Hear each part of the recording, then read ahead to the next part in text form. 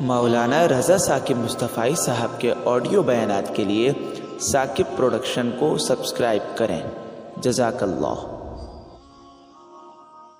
قرآن مجید کی سب سے بڑی حجم کے اعتبار سے صورت ہے جو 40 آیات پر 40 رکوعات پر مشتمل ہے، اور یہ مدینہ المنورہ میں حضور علیہ السلام کے قلب اطہر پر نازل ہوئی، اور اس صورت کا آغاز حروف مقطعات سے کیا جا رہا ہے۔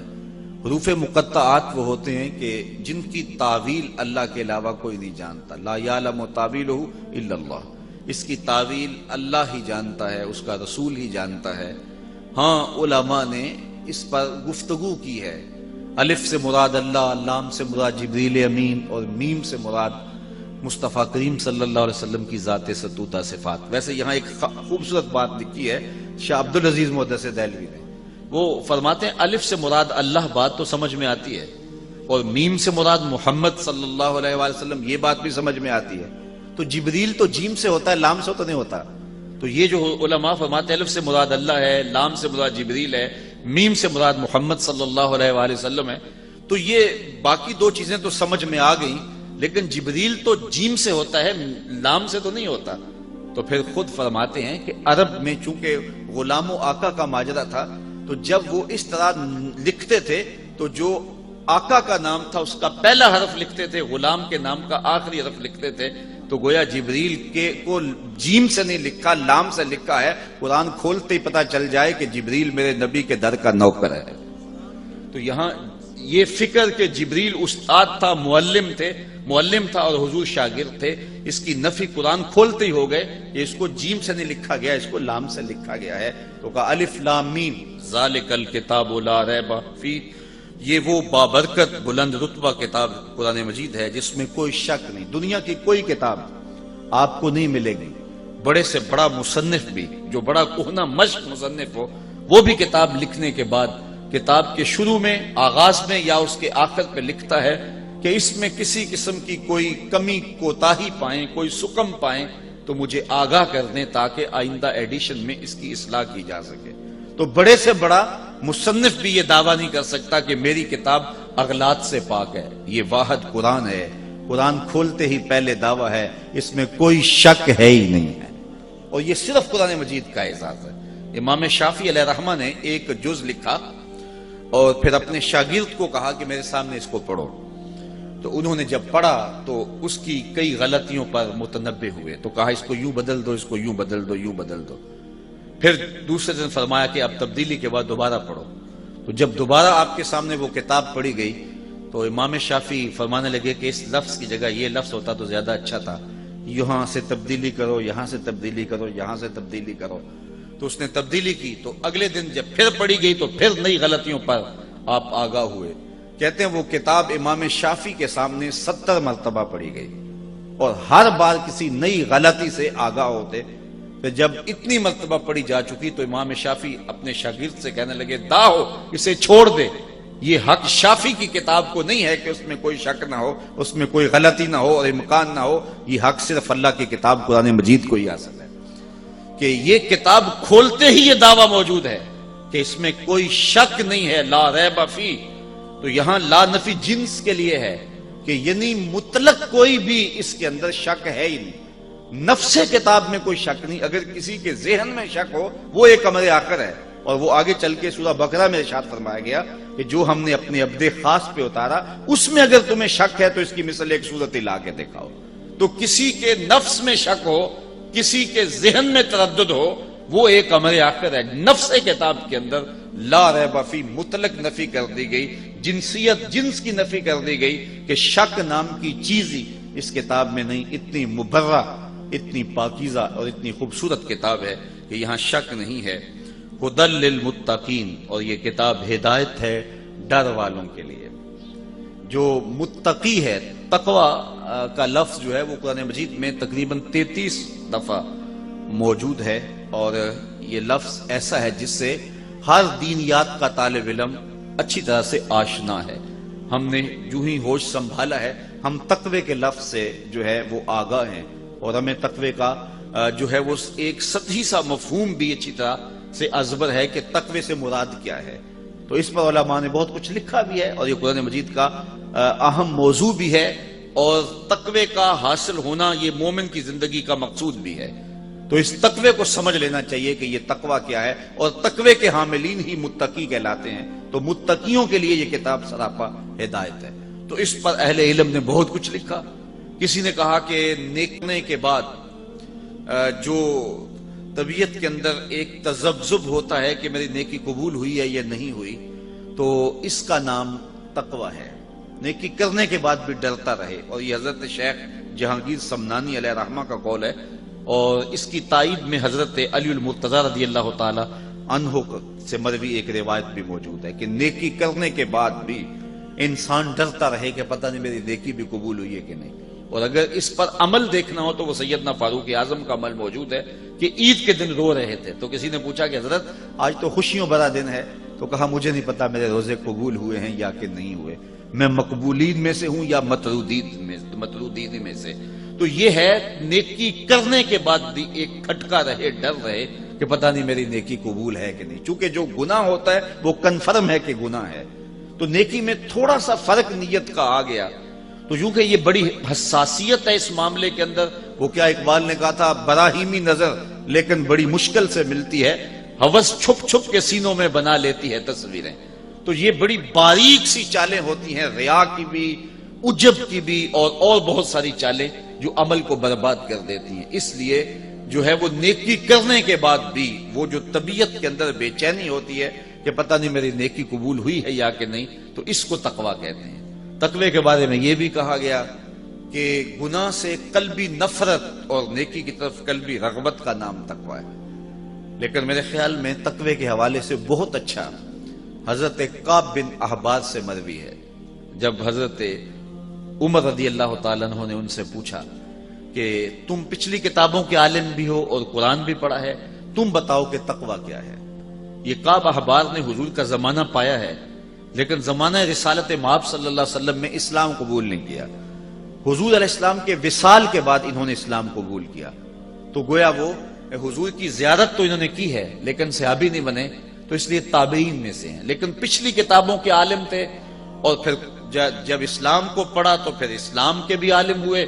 تو یہ بڑے اہم شخص تھے اس اعتبار سے، اور صحابہ ان سے کچھ امور کے اندر رجوع کرتے تھے۔ تو حضرت عمر نے ان سے پوچھا کہ تم نے پچھلی کتابوں کو بھی پڑھا ہے اور اسلام کو بھی پڑھا ہے، تو تم بتاؤ کہ تقویٰ کیا ہے۔ تو کعب احبار نے سوال کرنے پر حضرت عمر سے کہا کہ کبھی آپ ایسی وادی سے گزرے ہیں جہاں خاردار جھاڑیاں ہوں؟ تو حضرت عمر نے کہا ہاں کئی مرتبہ گزرا ہوں۔ تو کہا کہ پھر تم نے کیا کیا؟ تو حضرت عمر نے کہا کہ میں نے کپڑے سمیٹ لیے کہ جھاڑیوں سے گزر رہا ہوں، کو کانٹا میرے دامن سے الجھ نہ جائے اور میرا لباس تار تار نہ ہو جائے۔ تو حضرت کعب احبار کہنے لگے فضا کا تقویٰ، تقویٰ بھی یہی ہے کہ دنیا سے یوں گزر جاؤ کہ کوئی کانٹا تمہارے دامن سے الجھ نہ جائے اور تمہیں داغدار نہ کر دے۔ گناہوں سے بچ بچ کے زندگی گزارنے کا نام تقویٰ ہے۔ تمام عمر طوفان سے کھیلتے گزری، نیا کے ڈوبنے کا ڈر بھی رہا۔ تو ساری زندگی یوں ہی گزرتی ہے، اور مومن وہ صوفیہ فرماتے دنیا میں اس طرح رہو جس طرح کشتی پانی میں رہتی ہے، پانی میں رہتی ہے لیکن اپنے اندر پانی نہیں آنے دیتی۔ کشتی پانی میں رہے تو خیر ہے، لیکن پانی کشتی میں آ جائے تو کشتی کو لے ڈوبتا ہے۔ تم دنیا میں رہو، دنیا تمہارے اندر نہ رہے۔ تو اگر بندہ دنیا میں رہے تو خیر ہے، لیکن دنیا بندے کے اندر اتر آئے تو ابو نعیم الاصفہانی کا فتویٰ سنیے، حلیہ میں لکھتے ہیں من نظر الی الدنیا نظر الحب اخرج اللہ تعالی من قلبہ نور الیقین والزہد۔ جو دنیا کو محبت کی نظر سے دیکھتا بھی ہے، اللہ اس کے دل سے زہد اور تقوی کے نور کو کھینچ لیتا ہے، تو اس کے پلے کچھ رہتا نہیں ہے۔ اس لیے ہمارا مقصود رضا الہی ہے، اور اسی کے لیے ہمیں کوشاں ہونی چاہیے، اور اس کے لیے ہم اپنے تزکیے کی طرف متوجہ ہوں۔ سویر سے لے کر شام تک جب ہمارا وظیفہ ہی دنیا بن جائے گی تو ہمارا اندر باطن لٹ جائے گا، بے چینی، اضطراب اور بے سکونی پھر وہ کبھی بھی نہیں مٹنے پائے گی۔ اس کے ہم بڑے مداوے کریں گے، لیکن اصل جب دنیا کی محبت دلوں میں راسخ ہو جاتی ہے تو پھر جو ہے وہ یہ دل بنایا ہی اللہ تعالیٰ نے اپنی یاد کے لیے ہے، اور وہ گوارا نہیں کرتا اس کے اندر کسی اور کی محبت ہو۔ تو صوفیہ نے یہ بڑا خوبصورت نسخہ دیا کہ دنیا میں اس طرح رہو جس طرح کشتی پانی میں رہتی ہے، پانی میں رہے گی، خود بھی تیرے گی، اوروں کو بھی ترائے گی، لیکن پانی اگر اندر آ گیا تو باقیوں کو بھی لے ڈوبے گی اور خود بھی ڈوب جائے گی۔ تو اس لیے تقوی یہ ہے کہ انسان جو ہے وہ دنیا کے اندر حزم و احتیاط کے ساتھ زندگی گزارے، اس کے دامن سے گناہ کا کوئی جو ہے وہ کانٹا نہ الجھے جو اس کے دامن کو تار تار کر دے۔ تو جو متقی ہیں اللہ تعالیٰ نے قرآن مجید کو سراپا ہدایت ان کے لیے بنایا ہے۔ یہاں قرآن مجید جو ہدایت ہے اس کے لیے لفظ مصدر استعمال کیا، ہدن مصدر استعمال کیا گیا، تو مصدر کا استعمال کرنا اس کے معنی کی کثرت کو بیان کرنا مقصود ہے کہ یعنی سراپا ہدایت ہے، سراسر ہدایت ہے ان کے لیے جو متقی ہیں۔ اب متقی کون ہیں ان کی کچھ صفات کا یہاں ذکر کر دیا تاکہ لوگوں کے لیے سمجھنا آسان ہو کہ تقوی کا حصول جو کہ مقصود ہے ایک مومن کی زندگی کا، وہ کیسے حاصل کیا جائے تقوی۔ تو اس کی پہلی شک یہ بیان کی، الذین یؤمنون بالغیب، وہ جو بن دیکھے مانتے ہیں، یعنی متقی وہ ہیں کہ جن کا ایمان بن دیکھے ہے۔ دیکھ کر کے مان لینا یہ کمال نہیں ہوتا۔ وہ تو آپ جانتے ہیں کہ جب ڈوب رہا تھا فرعون تو اس نے اس وقت کہا تھا آمنت برب موسیٰ، میں موسیٰ کے رب کو مان گیا، لیکن اس کا یہ ماننا معتبر نہ ہوا۔ تو ایمان جو ہے وہ بالغیب ہے، بن دیکھے جو چیز مان لی جائے، تصدیق کر لی جائے جس چیز کی، تو اس کو ایمان کہا جاتا ہے۔ تو یہ پہلا وصف بیان کیا گیا متقیوں کا کہ جو بن دیکھے مانتے ہیں، اور ایمان نام ہی بن دیکھے ماننے کا ہے۔ مجھے پھر وہ بہلول یاد آ گیا، یہ مجذوب تھا اور سڑک کے کنارے بہلول بیٹھ کے اپنے پاؤں پر مٹی کے گھروندے بناتا تھا اور انہیں مسمار کر دیتا تھا۔ یہ جس طرح بچے کو گلی میں ریت پھینک جائیں تو وہ اپنے پاؤں پہ گھروندے بنا کے ان کے گرا دیتے ہیں، تو یہ بھی اسی شغل میں لگا ہوا تھا۔ تو بادشاہ گزرا ہارون الرشید، اس نے دیکھا کہ بہلول بیٹھا ہے اور اپنے پاؤں پہ مٹی کے گھروندے بناتا ہے اور بعد میں مسمار کر دیتا ہے۔ تو بادشاہ نے مسکرا کے پوچھا بہلول کیا کر رہے ہو؟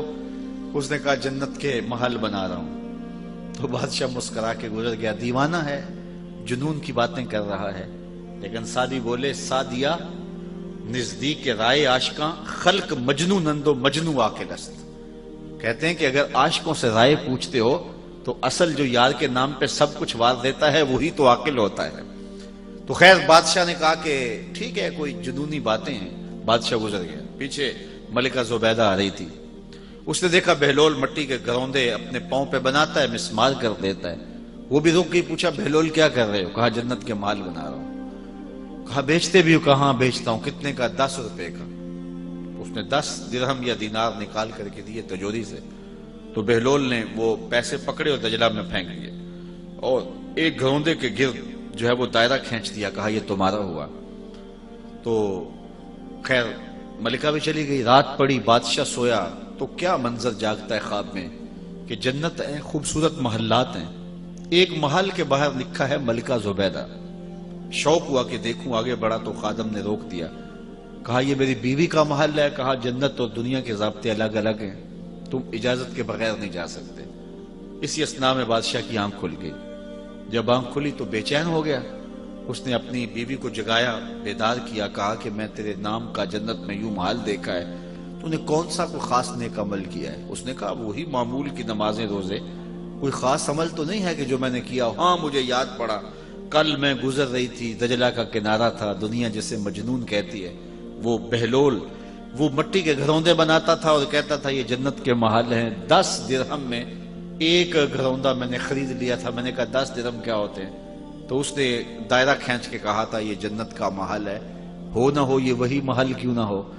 بادشاہ کہنے لگا سر پکڑ کے وہ تو مجھے بھی کہتا تھا، لیکن میں دیوانے کی بات سمجھ کے گزر گیا۔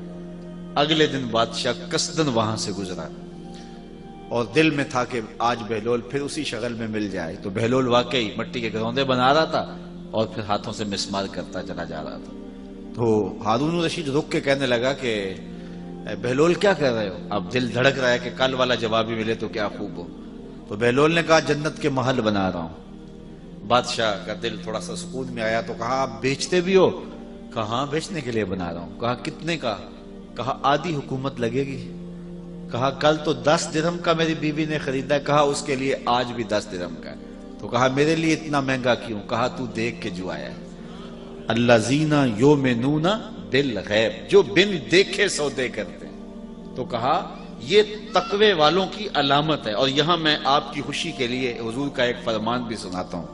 حضور نے فرمایا طوبی لمن رآنی وآمن بی، اس شخص کو مبارک ہو جس نے مجھے دیکھا اور میرے اوپر ایمان لایا۔ چاند پھٹتے ہوئے دیکھا، سورج واپس آتے ہوئے دیکھا، کنکروں کو کلمے بولتے دیکھا، درختوں کو سلامیاں دیتے دیکھا، اس شخص کو مبارک ہو۔ وہ بدبخت ہے کہ کنکروں کو کلمے پڑھتے ہوئے دیکھ کر بھی نہیں مانے، لیکن تم نے مان لیا۔ کہا تمہیں تمہارے ایمان لانے کی میں ایک مبارک دیتا ہوں، طوبی لمن رآنی وآمن بی، اس شخص کو مبارک ہو جس نے مجھے دیکھا اور میرے اوپر ایمان لایا۔ وطوبی 7 مرات من لم یرانی وآمن بی، اور جنہوں نے مجھے دیکھا بھی نہیں ہوگا پھر بھی مانیں گے، ان کو 7 مبارک ہیں۔ الذین یؤمنون بالغیب، جو بن دیکھے سودے کرتے ہیں۔ اچھا یہاں ایک سوال کھڑا ہو جاتا ہے، اس کا جواب دینا چاہوں گا، اور اس میں بڑی باتیں ہیں کہ جب یہ ایمان ہوتا ہی بالغیب ہے تو پھر حضور علیہ السلام کو جن صحابہ نے مانا ہے تو حضور کو تو دیکھ کے مانا ہے، تو پھر حضور پر ایمان بالغیب تو نہ ہوا، حضور کو تو دیکھ کے ایمان لائے نا۔ تو ایمان ہے الذین یؤمنون بالغیب، وہ جو بن دیکھے مانتے ہیں۔ تو صحابہ نے تو حضور کو دیکھا، تو پھر حضور پر ایمان کس معنی میں ہوا؟ تو یہاں اگر آپ کی توجہ ہو تو 2 جملوں میں یہ بات کہنا چاہتا ہوں کہ انہوں نے حضور کو دیکھا، اس میں کوئی شک نہیں، لیکن حضور کے ہاتھوں کو دیکھنے کا نام ایمان لانا نہیں ہے۔ ہاتھوں میں ید اللہ کی طاقت کو ماننے کا نام ایمان ہے، اور وہ غیبی وصف ہے۔ آنکھوں کو ماننے کا نام ایمان نہیں ہے، آنکھوں میں مازاق کی قوت کو ماننے کا نام ایمان ہے۔ سینے کو ماننے کا نام ایمان نہیں ہے، سینے میں علم نشرہ کے جلووں کو ماننے کا نام ایمان ہے۔ بازوؤں کو ماننے کا نام ایمان نہیں ہے، وہ تو ابو جہل بھی جانتا تھا یہ بازو ہیں، لیکن بازو میں ما رمیت کی طاقت کو ماننے کا نام ایمان ہے۔ اسی طرح کانوں کو ماننے کا نام ایمان نہیں ہے، کانوں کی سماعتوں کو ماننے کا نام ہے۔ انی ارا ما لا ترون واسمع ما لا تسمعون، کہا جو میں دیکھتا ہوں تم نہیں دیکھتے، جو میں سنتا ہوں تم نہیں سنتے ہو۔ ان قوتوں کو ماننے کا نام ایمان ہے۔ دوسرے لفظوں میں یوں کہہ لو کہ محمد بن عبداللہ کو ماننے کا نام ایمان نہیں ہے، محمد رسول اللہ کو نام ماننے کا نام ایمان، اور یہ اوصاف غیبیاں ہیں۔ تو حضور کو بھی جنہوں نے مانا تو حضور علیہ الصلوۃ والسلام کے وجود کو، بشرے کو، حضور علیہ الصلوۃ والسلام کی صورت کو انہوں نے گو دیکھا، لیکن ایمان ان غیبی صفات پر ہے جو دکھائی نہیں دیتی، اور ان غیبی صفات کو ماننا ہی کمال ہے۔ تو آج اگر کوئی رسول اللہ کو مانتا ہے لیکن حضور کے کمالات نہیں مانتا ہے تو پھر کس طرح اس کا ایمان معتبر ہوگا؟ ایمان تو بالغیب ہوتا ہے، تو رسول اللہ کے چہرے کو ماننے کا ایمان نام ایمان نہیں ہے، چہرے میں وجہ اللہ کے جلووں کو ماننے کا نام ایمان۔ تو جنہوں نے ظاہری طور پہ دیکھا ذرا ان کا رنگ بھی دیکھیے۔ یہ قرآن سے چلو اس بات کو طے کر لیتے ہیں، کچھ لوگوں نے دیکھا نا، لیکن خدا کہتا ہے نہیں دیکھا۔ ذرا غور کیجیے اس جملے پہ، وَتَرَاهُمْ يَنْظُرُونَ إِلَيْكَ وَهُمْ لَا يُبْصِرُونَ۔ کیا مرحلہ محبت ہے، اور کیا اللہ تعالیٰ نے جو ہے وہ کمال کر دی کہ فرمایا کہ وَتَرَاهُمْ يَنْظُرُونَ إِلَيْكَ، محبوب آپ ان کو دیکھ رہے ہیں، آپ ان لوگوں کو دیکھ رہے ہیں۔ وَتَرَاهُمْ، آپ ان کو دیکھ رہے ہیں، کیا؟ يَنْظُرُونَ إِلَيْكَ، کہ یہ تمہیں دیکھ رہے ہیں۔ اے محبوب آپ ان کو دیکھ رہے ہو کہ یہ آپ کو دیکھ رہے ہیں، آپ ان کے دیکھنے کو دیکھ رہے ہو۔ وَهُمْ لَا يُبْصِرُونَ، میں خدا ہو کے کہہ رہا ہوں کہ یہ تمہیں دیکھ ہی نہیں رہے۔ ذرا غور تو کیجیے، ایک ہی آیت میں 3 باتیں کہی۔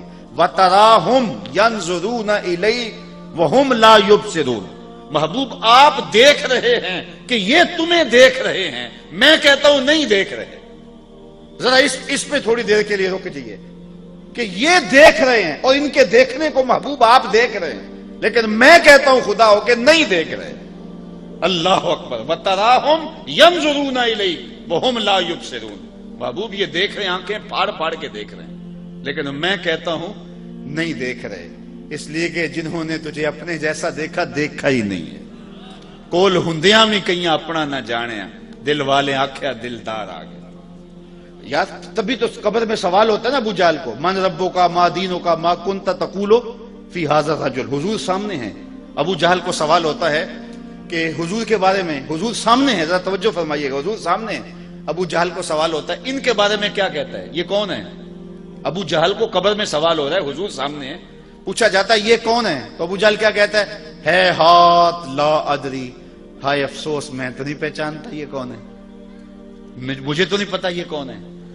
یار اگر پتا نہیں ہے تو پتھر کس کو مارتا تھا؟ پتا نہیں ہے تو کانٹے کس کی راہوں میں بچھاتا تھا؟ پتا نہیں ہے تو دارالندوہ میں بیٹھ کے قتل کی سازش کس کے خلاف تیار کی ہے؟ کس کے اوپر اوجریاں ڈلواتا تھا؟ لیکن وہ کہتا ہے ہاتھ لا ادری، ہائے افسوس میں نہیں جانتا۔ ساری زندگی آنکھیں پھاڑ پھاڑ کے دیکھتا رہا، آج قبر میں حضور سامنے ہیں، سوال ہوتا ہے بتا یہ کون ہے؟ وہ کہتا ہے ہاتھ لا ادری، ہائے افسوس میں نہیں جانتا۔ 14 صدیاں گزرنے کے بعد غازی ممتاز قبر میں اترتا ہے، فرشتے پوچھتے ہیں غازی بتا یہ کون ہے؟ تو غازی کہتا ہے پیچھے ہٹو، پہلے پائے ناز کو چوم تو لینے دو، میں تو مر کے پہنچا ہوں یہاں اس دل ربا کے واسطے، یہ تو بخت سور گئے کہ میری قبر میں آئے وہ میرے مزار پہ گھونگٹ اتار کے، آئے وہ میرے مزار پہ گھونگٹ اتار کے، مجھ سے نصیب اچھے ہوئے میرے مزار کے، یہ تو بخت سور گئے کہ وہ میری قبر پہ آئے، پیچھے ہٹو پہلے مجھے پاؤں تو چوم لینے دو۔ ساری زندگی تو میں نعتیں ہی ان کی پڑھتا رہا، میں تو ذکر ہی ان کا کرتا رہا، پھانسی کا پھندا چوم کے میں نے ایسے ہی گلے میں تو نہیں ڈالا تھا، میں نے اس لیے سب کچھ قربان کیا تھا کہ ان کا دیدار نصیب ہو جائے۔ سوال کھڑا ہو گیا، جس نے ساری زندگی دیکھا وہ کہتا ہے ہائے افسوس میں نہیں پہچانتا یہ کون ہے۔ اور 14 صدیوں کے بعد غازی علم الدین قبر میں اترتا ہے، عامر چیمہ قبر میں اترتا ہے، سوال ہوتا ہے کہ یہ کون ہے؟ تو کہتے ہیں پیچھے ہٹو پہلے پائے ناز چوم لینے دو، جس نے دیکھا وہ پہچانتا نہیں، جس نے نہیں دیکھا وہ پہچان رہا ہے۔ تو اس کا سبب کیا؟ تو صاحب و سبب یہ ہے، اقبال کہتا ہے در دل مسلم مقام مصطفیٰ است، آبروئے ماز نام مصطفیٰ است، مومن کے دل میں ڈیرے حضور کے ہوتے ہیں، اور اس کی آنکھوں نے دیکھا تھا، اس کے دل نے نہیں دیکھا تھا۔ ابو جہل کی آنکھوں نے دیکھا تھا اور رب نے نفی کر دی، وَتَرَاهُمْ يَنْظُرُونَ إِلَيْكَ، محبوب یہ آنکھیں پھاڑ پھاڑ کے دیکھ رہے ہیں اور آپ ان کے دیکھنے کو دیکھ رہے ہو، وَهُمْ لَا يُبْصِرُونَ، میں خدا ہو کے کہہ رہا ہوں یہ نہیں دیکھ رہے، اس لیے کہ انہوں نے دیکھا ہی نہیں۔ تو حضور کے بازوؤں کو ماننے کا نام ایمان نہیں، بازو میں مارمیت کی طاقت کو ماننے کا نام ایمان ہے، تو وہ غیبی صفات کو ماننے کا نام ایمان ہے۔ تو یہ اگرچہ 14 صدیوں کے فاصلے پہ تھے، انہوں نے وہ بازو نہیں دیکھے، بازوؤں کی قوت کو تو مانا ہے نا، تبھی تو کھڑے ہو کے پڑھتے تھے جس کو بارے دو عالم کی پرواہ نہیں، ایسے بازو کی قوت پہ لاکھوں سلام۔ تو انہوں نے بازو نہیں دیکھے لیکن اس قوت کو مانا ہے، انہوں نے آنکھیں نہیں دیکھی لیکن آنکھوں کے کمال کو مانا ہے، انہوں نے سینہ نہیں دیکھا لیکن علم نشرہ کے جمال کو مانا ہے، انہوں نے ہونٹ نہیں دیکھے لیکن پتلی پتلی گلے قدس کی پتیاں، ان لبوں کی نزاکت پہ لاکھوں سلام کے ترانے تو پڑے ہیں۔ اس لیے ایمان جو ہے وہ بالغیب ماننے کو کہتے ہیں۔ تو ارشاد فرمایا متقین کی پہلی صفت یہ ہے الذین یؤمنون بالغیب، جو بن دیکھے مانتے ہیں۔ تو یہ کمال ہے، بن دیکھے ماننا، انڈٹھا سودا کرنا، اور وہ جو بھی کرے گا وہ بامراد ہوگا۔ چونکہ اگر آنکھوں سے انہوں نے دیکھا تو ان آنکھوں میں تو مٹی پڑ گئی قبر کی، اس وقت تو دل کی آنکھیں کھلی، تو دل کی آنکھوں نے دیکھا ہی نہیں تھا، تو دل کی آنکھوں نے دیکھا نہیں تھا تو اب وہ پہچان نہیں سکے، اور جو ہے وہ جن کی دل کی آنکھوں نے دیکھا تھا، ان آنکھوں نے گو نہیں دیکھا تھا، دل کی آنکھیں کھلی تو سامنے جلوے رسول کے نظر آئے۔ اس لیے ایمان جو ہے وہ بالغیب ایمان لانے کا نام ہے۔ آگے ارشاد فرمایا وَيُقِيمُونَ الصَّلَاةَ، اور وہ نماز قائم رکھیں۔ نماز یہ دوسری صفت ہے اہل تقوی کی، کہ ایک تو وہ بالغیب مانتے ہیں، ایمان بالغیب رکھتے ہیں، بن دیکھے سودے کرتے ہیں، اور دوسری بات کہ وہ اقامت صلاۃ کا فریضہ سر انجام دیتے ہیں، 5 گانا نماز، یہ ان کا معمول زندگی، یہ متقیوں کی صفت ہے۔ پہلی صفت کا تعلق اعتقادات سے ہے، اب دوسری صفت کا تعلق جو ہے وہ عبادات سے ہے، اور عبادت بدنیہ سے ہے، کہ وہ 5 گانا نماز شعار زندگی رکھتے ہیں، اقامت صلاۃ کا مفہوم اچھی طرح سمجھتے ہیں، اور ان کی پیشانیاں رب کے حضور جھکتی ہیں۔ کتنے خوش نصیب لوگ ہوتے ہیں جنہیں رب کے حضور سجدہ میسر ہوتا ہے، اور کتنا بدبخت شخص ہوتا ہے جسے رب کے حضور سجدے کی توفیق نہیں ملتی۔ یا صبح کے وقت چڑیاں بھی اپنی اپنے گھونسلوں سے نکل کے رب کی تسبیح بول رہی ہوتی ہیں، اور حشرات الارض بھی بلوں سے باہر نکل کے رب کی پاکی کے ترانے پڑھ رہے ہوتے ہیں۔ اور وہ کتنا بد نصیب ہوتا ہے جو اس وقت نیند کے خراٹوں میں ہوتا ہے۔ آغاز اللہ کے حضور سجدے سے کیجئے، پھر دارین کی عزتیں تمہیں مقسوم کرے گا۔ آگے فرمایا وَمِمَّا رَزَقْنَاهُمْ يُنْفِقُونَ، اور ہم نے جو ان کو عطا کیا اس سے وہ خرچ کرتے ہیں۔ یہ عبادت مالی ہے، یعنی پہلے عبادت بدنیہ کا ذکر تھا صلاۃ سے، اب عبادت مالیہ کا ذکر کیا کہ وہ اپنے مال کو راہ خدا کے اندر خرچ کرتے ہیں، جو بھی ہم نے انہیں دیا اس سے خرچ کرتے ہیں۔ ویسے علماء تفسیر نے لکھا ہے کہ یہاں سے صرف مال ہی مراد نہیں ہے، بلکہ کسی کو علم دیا تو علم خرچ کرتا ہے راہ خدا میں، کسی کو صلاحیت سے نوازا گیا تو صلاحیت کو خرچ کرتا ہے راہ خدا میں، اس کو جو بخشا گیا، اصل رسوخ دیا گیا ہے، اس کو جو ہے وہ صلاحیت دی گئی ہے، اس کو علم کا نور دیا گیا ہے، اس کو جو بھی دیا گیا ہے اس کو راہ خدا میں خرچ کرتا ہے۔ لیکن عمومی طور پہ یہاں سے مال مراد لیا گیا ہے کہ اللہ نے اس کو جو دیا ہے اس سے وہ خرچ کرتا ہے، یعنی اللہ کے دیے سے خرچ کرتا ہے۔ یہ اس کا رنگ ہے، یہ اس کی کرم نوازیاں ہیں کہ وہ خود دے کے کہتا ہے میری راہ میں خرچ کرو، بلکہ وہ خود دے کے کہتا ہے کون ہے جو مجھ کو قرض حسنہ دے، یعنی خود عطا کرتا ہے اور پھر خود کہتا ہے مجھے قرض حسنہ دو، میں تمہیں اچھے طریقے سے لوٹاؤں گا۔ اور دینے والوں نے بھی راہ خدا میں جب دیا تو حد کر دی۔ ابو دہدا ایک صحابی ہیں، جب یہ آیت تھی نا من ذا الذی یقرض اللہ قرضا حسنا، کہ کون ہے جو اللہ کو قرض حسنہ دے، تو انہوں نے حضور کا ہاتھ پکڑ لیا اور کہا حضور کیا اللہ نے واقعی ہم سے قرضہ مانگا ہے؟ تو حضور نے فرمایا ہاں ابو دہدا، اللہ نے واقعی ہم سے قرضہ مانگا ہے۔ تو وہ حضور کا ہاتھ پکڑ کے ایک سمت جاتے جا رہے ہیں، اور آگے ان کا باغ آ گیا جس میں 600 کھجوروں کے درخت تھے، اور کب باغ لگایا جاتا ہے، کب پلتے ہیں اور پروان چڑھتے ہیں، اور جب جو ہے وہ باغ کمال پہ ہوتا ہے، جوبن پہ ہوتا ہے، تو پھر جو ہے اس کے ساتھ جو باغ کے مالک کو محبت ہوتی ہے۔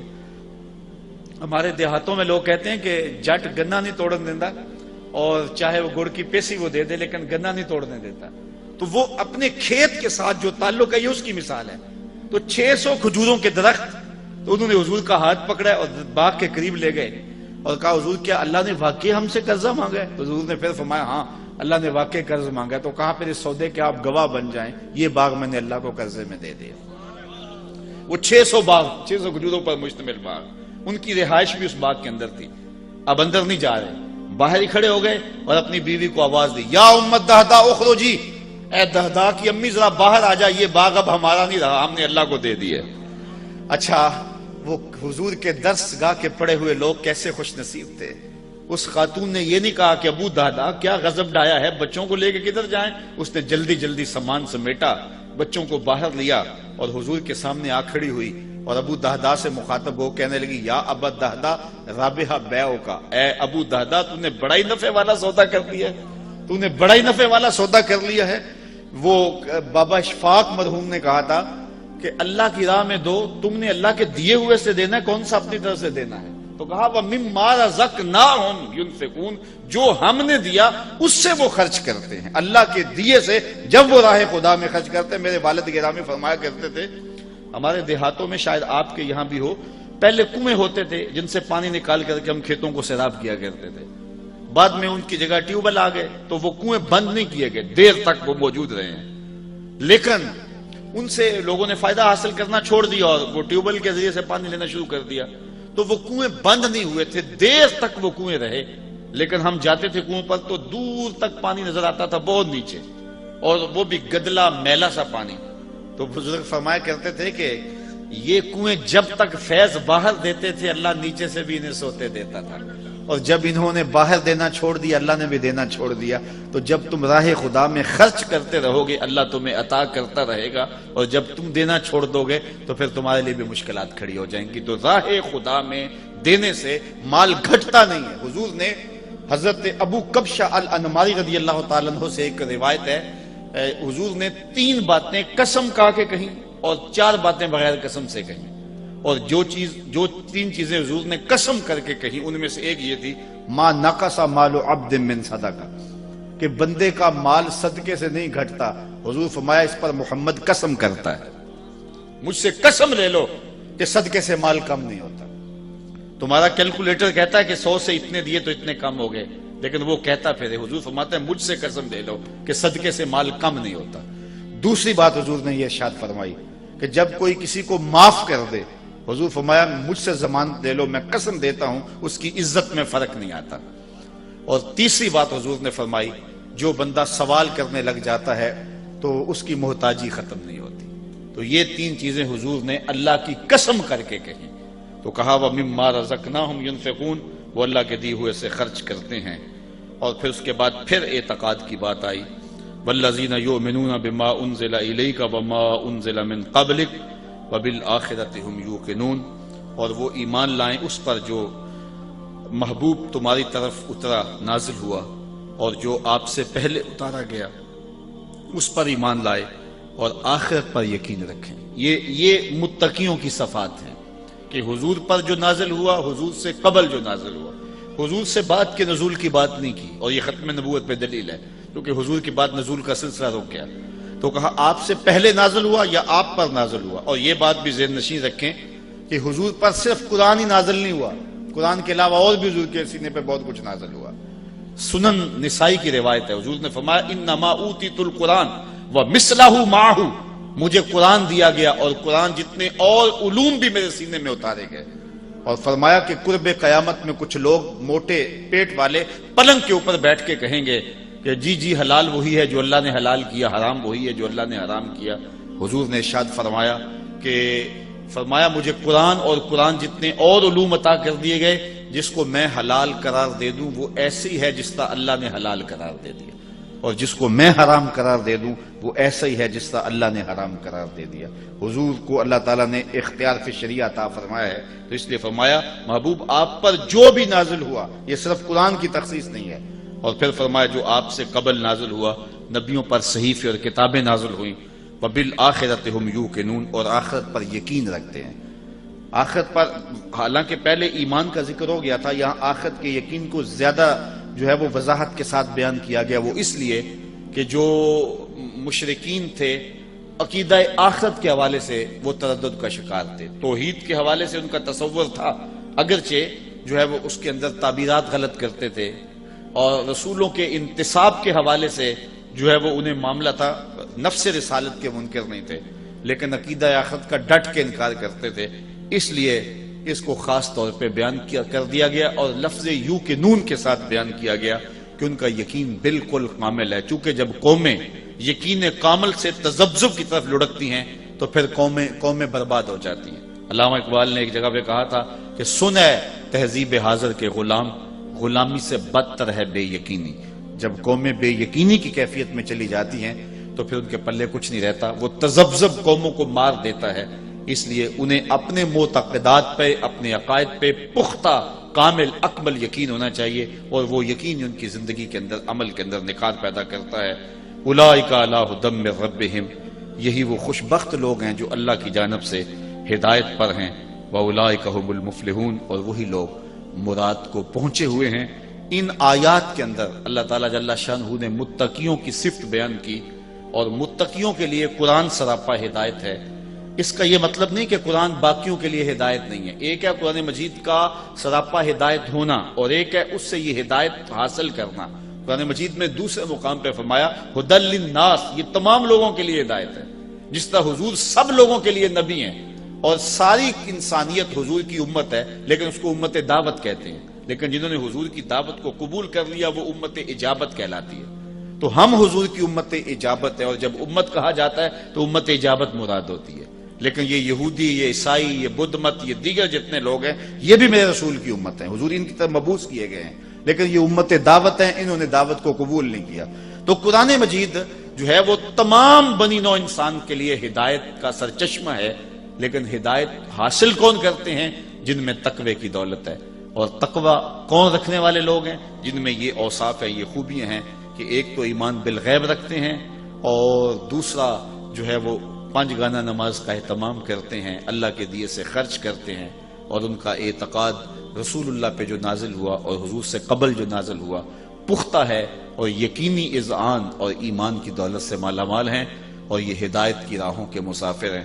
اس کے بعد کفار، اور پھر مسلسل 13 آیات میں منافقین کا تذکرہ ہے۔ انشاءاللہ جب اگلے ماہ دوبارہ ہم اس موقع پہ حاضر ہوں گے تو منافقین کی کیا کرتوتیں تھیں اور وہ کس طرح اسلام کو نقصان پہنچانے کے لیے دن رات کوشاں رہتے تھے، مکر و فریب، دجل و تلبیسات کی کہانیاں کس طرح انہوں نے رقم کی اور قیامت تک کے لیے جو ہے وہ ان کی کہانیاں محفوظ ہو گئیں اور دنیا کے سامنے رکھی جا رہی ہیں۔ اللہ تعالیٰ جل شانہ ہمیں کتاب رحمت سے جڑنے کی توفیق عطا فرمائے۔ وآخر دعوانا ان الحمدللہ رب العالمین۔